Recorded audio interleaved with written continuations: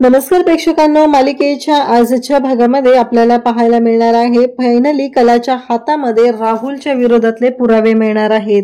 राहुलने जे काही कांड केलेला आहे ते कांड समोर येणार आहे आणि आजपर्यंत राहुल जे काही करत आहे त्या सगळे पुरावे जे आहेत ते कलाच्या हाती लागणार आहेत आणि त्यामुळे समोर येणार आहे की या सगळ्यामध्ये राहुल सामील आहे।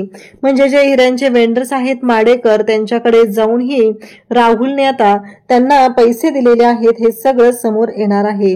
त्याचबरोबर कलाने आता निर्णय घेतलेला आहे। कला डायरेक्टली घरी आलेली आहे आणि ती राहुलला सांगत आहे की एक गोष्ट लक्षात ठेवायची आहे, चांदेकर निर्दोष आहे आणि या सगळ्यामध्ये ज्याने कोणी चांदेकरला अडकवण्याचा प्रयत्न केलेला आहे त्याला मी सोडणार नाही या भाषेमध्ये कला बोलत आहे आणि कलाने स्पष्टपणे सांगितलेलं आहे। आता कलाला सायलीने सांगितलेलं असतं की तू हिऱ्यांचे वेंडर्स त्याचबरोबर काही साक्षीदार लोक आहेत का त्यांची भेट घे आणि मग कोर्टात जा हे सगळं सांगितलेलं असतं आणि तेव्हा मात्र माडेकर वेंडर्स आहेत त्यांच्याकडे कला गेलेली असते आणि तेव्हा मात्र कलाच्या हाती तिथं ज्या गोष्टी लागणार आहेत ती फाईल जी आहे ती कलाला मिळणार आहे। हे सगळं आई अंबाबाईच्या कृपेने होणार आहे कारण अद्वैत हा निर्दोष आहे ही गोष्ट कलाला माहिती आहे आणि त्याचबरोबर कलाने आई अंबाबाईकडे साकडं घातलेलं आहे आणि त्यानंतरच ह्या सर्व गोष्टी पॉसिबल होणार आहेत। तर हे सगळं कशा पद्धतीने घडणार आहे ते आपल्याला आजच्या या व्हिडिओमध्ये पाहायला मिळणार आहे।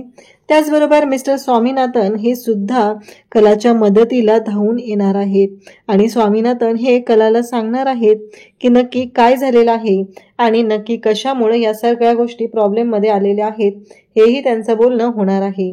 तर कलाला आता ती जी फाईल आहे म्हणजे रिसिप्ट आहे चांदेकरांनी जे हिरे घेतलेले होते ती रिसिप्ट आता कलाला मिळणार आहे आणि कला मात्र अद्वैतला निर्दोष सोडून घरी आणणार आहे। आता ते आपल्याला या व्हिडिओमध्ये पाहायला मिळेल, त्यासाठी हा व्हिडिओ शेवटपर्यंत पहा। त्याचबरोबर चॅनलवरती नवीन असाल तर चॅनलला सबस्क्राईब करा, व्हिडिओला लाईक करा। तर इकडे कला ऑफिसमध्ये शोधाशोध करत असते। कला म्हणत असते की काहीही झालं तरीही मला ती रिसिप्ट शोधणं गरजेचं आहे, ती मी रिसिप्ट इथेच पाहिलेली होती, नक्की रिसिप्ट कुठे गेलेली आहे, काय झालेलं आहे हे प्रश्न कलाला पडलेले असतात आणि कला मात्र ती रिसिप्ट शोधण्यासाठी प्रयत्न करत असते।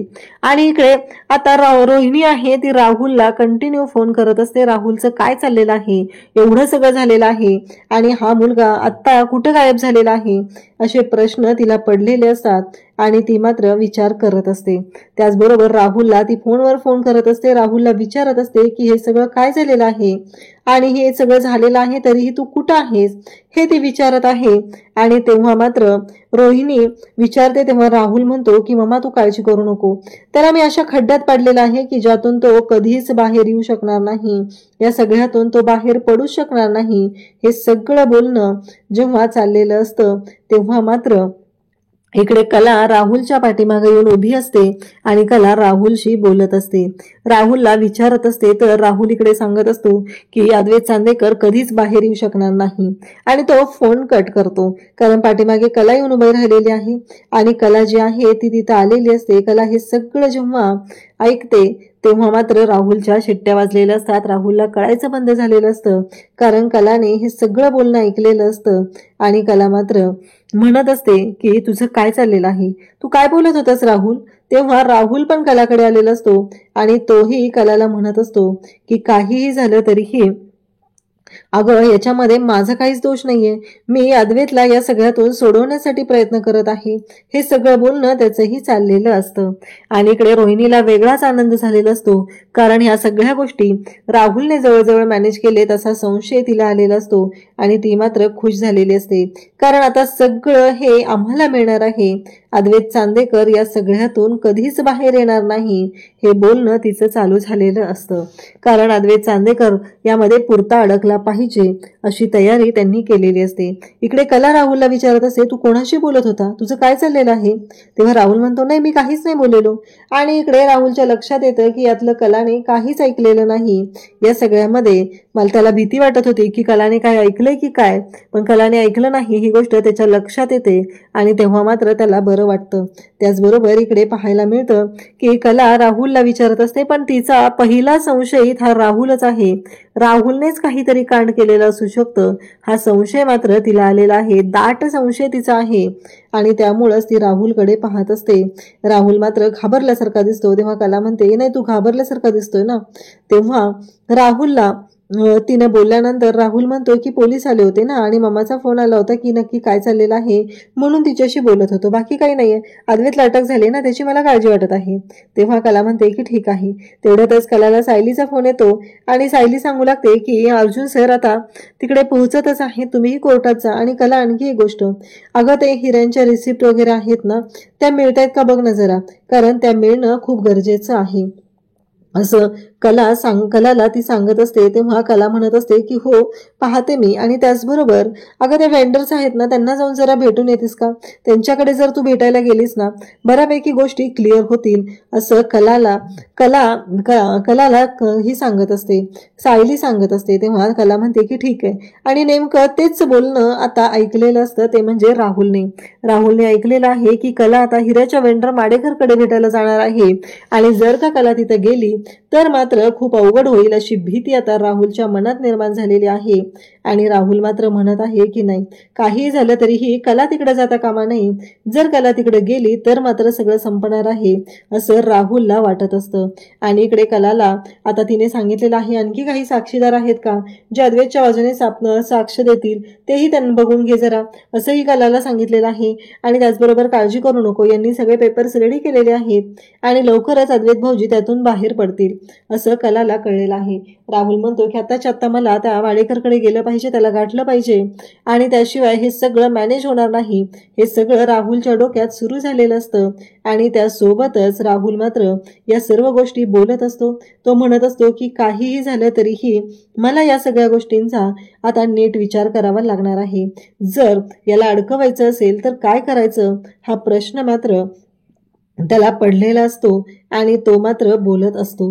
आणि इकडे राहुलला काही करून अद्वैतला या सगळ्यातून बाहेर येऊ द्यायचं नाही आणि त्यासाठी हे सगळं त्याचं बोलणं चाललेलं असतं.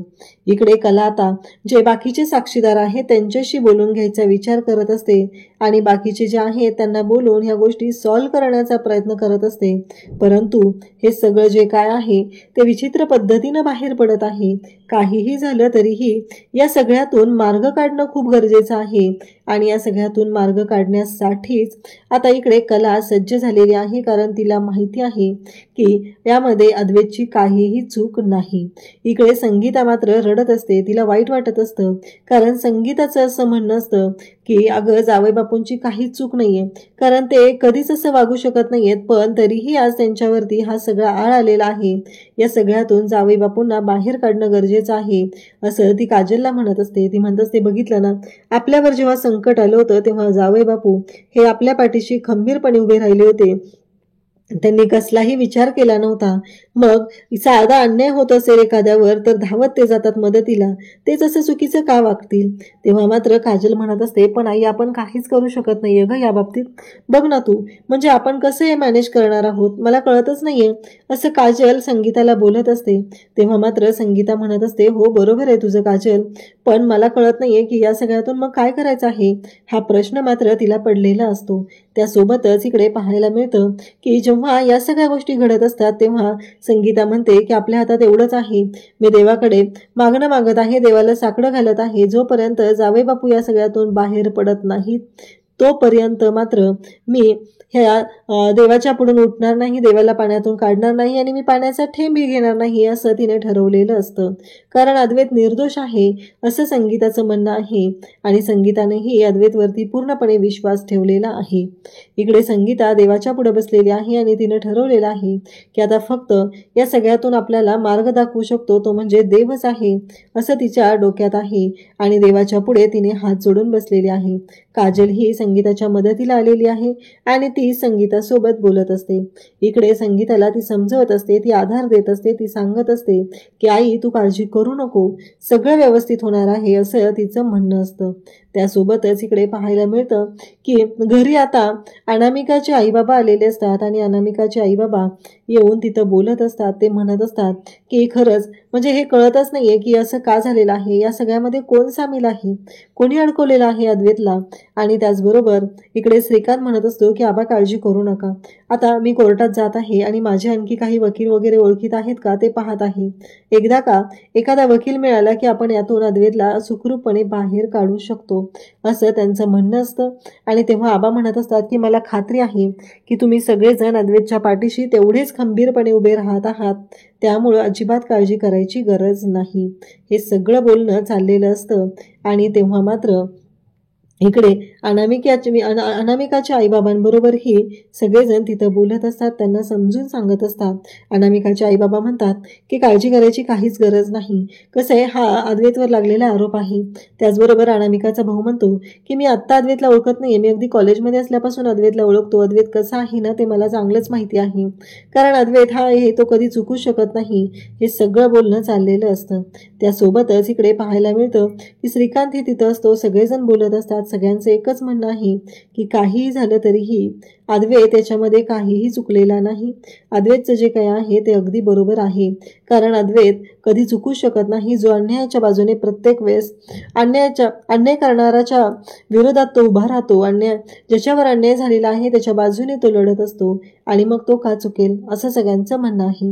इकडे अनामिकाचा भाऊही बोलत आहे, तिथे सोहमी आहे, सगळेजण आबांना सांगत आहेत.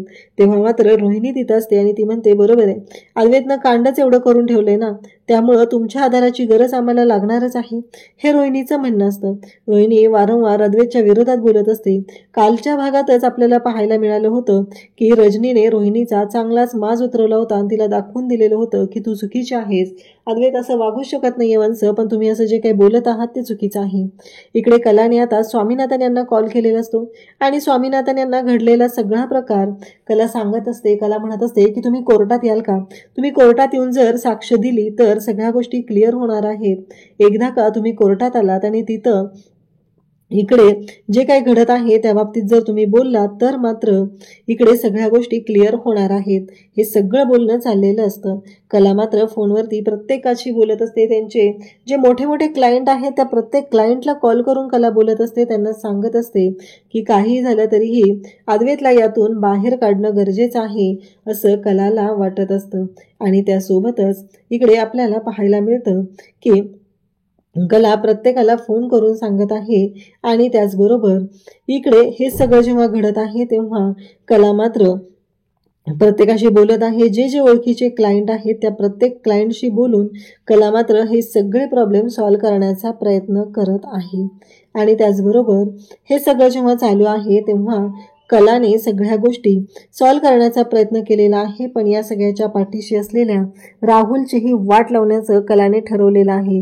काहीही झालं तरीही हे सगळं जे काही घडत आहे ते मात्र खूप चुकीच्या पद्धतीनं घडत आहे. आणि हे तिन्ही मोठे क्लायंट आहेत ते अद्वैतच्या बाजूने साक्ष देण्यासाठी कोर्टात यायला तयार झालेले आहेत.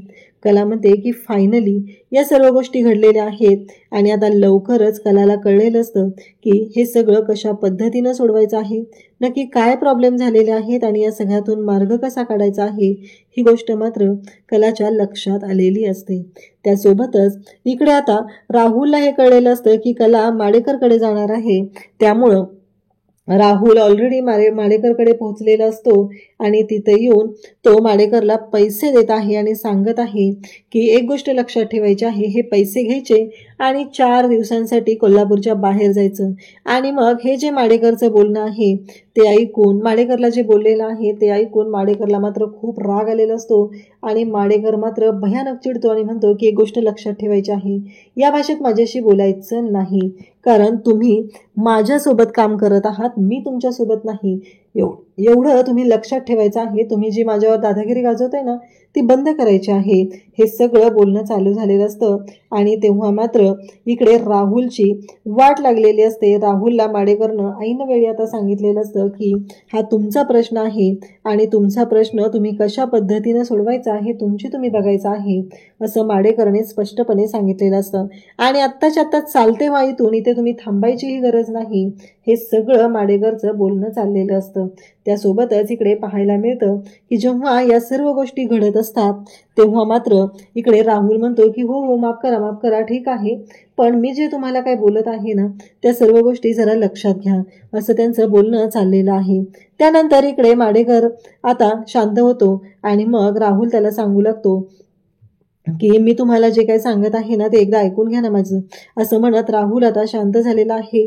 आणि राहुल माडेकर बरोबर आता गोड बोलायला लागलेला आहे. तो म्हणत आहे की कसं आहे, यामध्ये तुमचा आणि माझा आपल्या सगळ्यांचाच फायदा आहे ना, त्यामुळं तर मी तुम्हाला सांगितलेलं आहे आणि म्हणूनच तर आपण एकत्र काम करतोय. आणि मी तुम्हाला तुमचं 4 दिवसाचं जे काही नुकसान होणार आहे ते सगळ्याची नुकसान भरपाई मी तुम्हाला देणार आहे, त्यामुळं तुम्ही त्याची काळजी करू नका. हे सगळं बोलणं त्याचं चाललेलं असतं. त्यासोबतच इकडे पाहायला मिळतं की जेव्हा या सर्व गोष्टी घडत असतात तेव्हा मात्र राहुल जो आहे तो माडेकरशी ज्या पद्धतीनं बोलत आहे त्यामुळं आता राहुलचीच वाट लागलेली आहे ही गोष्ट मात्र समोर आलेली असते. इकडे घरी श्रीकांत आहे, तो त्याचे एक वकील मित्र आहे त्यांच्याशी बोलत आहे आणि तो ठरवत आहे की यातून अद्वैतला बाहेर काढणं गरजेचं आहे आणि त्यासाठी त्याचे प्रयत्न चाललेले असतात. इकडे आबासाहेब जे आहेत ते विचार करत आहेत आणि अनामिकाचे आईबाबाही तिथं आलेले असतात, तेही तिथं बोलत असतात. ते म्हणत असतात की काळजी करू नका, आम्ही सगळेजण आहोत तुमच्यासोबत आणि चांदेकर असं वागू शकत नाहीत हा विश्वास आहे आम्हाला, हे आबांना ते सांगत असतात. तेव्हा आबा म्हणत असतात की हो बरोबर आहे, पण रोहिणीची जी नाटकं असतात ती सुरूच असतात. ती अद्वैतच्या विरोधात बोलण्यासाठी एक शब्द सोडत नाही, तिला फक्त अद्वैत चुकीचं आहे हेच दाखवून द्यायचं असतं आणि तिचं तेच बोलणं चाललेलं असतं. त्यासोबतच इकडे पाहायला मिळतं की अनामिका तिथं आलेली असते, आबाही तिथं असतात. राहुल सोहम आहे तो आबांची समजूत घालत असतो, पण अनामिकाच्या डोक्यात आता वेगळेच विचार सुरू झालेले असतात. आणि अनामिका मात्र इकडे सोहमला म्हणते की सोहम 1 मिनिट ये ना, मला तुझ्याशी बोलायचं आहे. म्हणजे आता अनामिका आणखी काय राडा घालणार आहे ते मात्र खूप मोठं आहे. म्हणजे तिला असं वाटत आहे का की आता अद्वैतची साथ न देता आपल्या हातात ही सत्ता घ्यावी म्हणून ती सोहमला कन्व्हिन्स करत आहे का, हे आपल्याला पुढे पाहायला मिळणार आहे. सोहम पण अनामिका चल म्हणालेला आहे म्हणून गेलेला आहे. तेव्हा आबा तिथं असतात आणि आबा म्हणत असतात की काय झालं रजनी, आलेला का फोन काय त्यांचा, काय बोलणं झालं का. तेव्हा रजनी सांगत असते की नाही अजून, पण आता सगळेजण कोर्टात जायला निघालेले आहेत आणि सगळ्या गोष्टी व्यवस्थित होणार आहेत. इकडे कला आता माडेकर वेंडरच्या ऑफिसच्या बाहेर आलेली आहे. तिथे येऊन ती शोधाशोध करत आहे. माडेकर वेंडर्स कुठं आहेत नक्की या गोष्टीचा ती शोध घेत आहे. आणि त्यासोबतच तिला सरोजचा फोन आलेला असतो. सरोज म्हणते की अगं तू कला कुठं आहेस, तू ऑफिसमध्येच आहेस ना, म्हणजे मगाशी तुला मी ऑफिसमध्ये पाहिलं होतं आणि आता तू मला ऑफिसमध्ये दिसलेली नाही आहेस ना, म्हणून मी तुला कॉल केलेला आहे. अगं कोर्टात जायचं आहे ना, आपण एकत्रच गेलो असतो. तेव्हा कला सांगते की तुम्ही पुढे हो कोर्टामध्ये, अर्जुन भाऊजी तिथे येत आहेत, मी इकडे हिऱ्याचे जे वेंडर्स आहेत ना त्यांना भेटायला आलेले आहे, त्यांच्याकडून काही क्लू मिळतोय का ते पाहत आहे, असं कला सरोजला सांगत असते. सरोजला पण आता धक्का बसलेला असतो, कारण कला अद्वैतला सोडवण्यासाठी जे काही करत आहे ना ते खरंच लाख मोलाचं आहे. कलाने हा निर्णय घेतलेला असतो. कला अद्वैतला सोडवण्यासाठी जी धडपडत असते ते मात्र खूप मोठं असतं. आणि त्याचबरोबर इकडे सरोज जे आहे ते पाहत असते. कलाने सगळ्या गोष्टी तिनं करायला सुरुवात केलेली असते. कलाने ह्या सगळ्या गोष्टींसाठी धावपळी सुरू केलेली असते आणि सरोजला मात्र हेच कळलेलं असतं, म्हणजे कला अद्वैतला सोडवण्यासाठी जीवाची पराकाष्ठा करत आहे. आता उद्याच्या भागात आपल्याला पाहायला मिळणार आहे की राहुल तिथं असतो आणि कला ही आहे ती राहुलशी बोलत असते.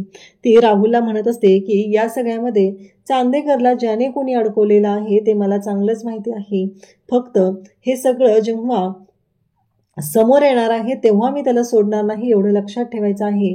कारण काहीही झालं तरीही चांदेकरला ज्याने अडकवलेलं आहे त्याची वाट लावल्याशिवाय मी शांत राहणार नाही, हे कलाने ठरवलेलं आहे आणि कलाने स्पष्टपणे तसं सांगितलेलं आहे. तेव्हा मात्र आबांना खूप भारी वाटलेलं आहे. म्हणजे आबांना कळलेलं आहे की काहीही झालं तरीही कला जोपर्यंत अद्वैतच्या पाठीशी आहे तोपर्यंत मला काळजी करायची गरज नाही, हे आबांच्या लक्षात आलेलं आहे.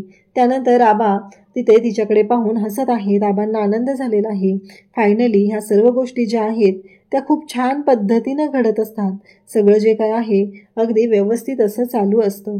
त्यासोबतच इकडे आपल्याला पाहायला मिळतं की कला जेव्हा धमकी देत असते तेव्हा मात्र नैनाच्या सुद्धा शिट्ट्या वाजलेल्या आहेत. नैना मात्र पाहतच राहिलेली असते. तिला असं वाटायचं की हे सगळं खूप छान आहे, हे सगळं आपल्याला मिळालं पाहिजे. इकडे कलाने रोहिणी, राहुल आणि नैना या तिघांची एकाच वेळेस वाट लावून टाकलेली आहे. आता कला निघालेली असते आणि ती ऑफिसमध्ये येते तेव्हा तिच्या हाती जी काही पुरावे तिथं लागलेले आहेत ते पाहून मात्र धक्का बसलेला आहे. कला या सर्व गोष्टींचा शोध घेत असते पण कुठं मार्ग तिला मिळत नसतो. आई अंबाबाईच्या फोटोच्या समोर हात जोडून उभी राहते आणि आई अंबाबाईला साकडं घालू लागते. ती म्हणत असते की चांदेकर कधीच चुकणार नाही हे तुलाही माहिती आहे, चांदेकरनं काही केलेलं नाही हे तुलाही माहिती आई. तो चांदेकरचं रक्षण कर आणि मला मार्ग दाखव. आणि नेमका कलाला मार्ग मिळालेला आहे आणि ती वेंडरची जी फाईल आहे ती कलाला मिळालेली आहे. अशाच अपडेटसाठी चॅनलशी कनेक्टेड राहा. थँक्यू.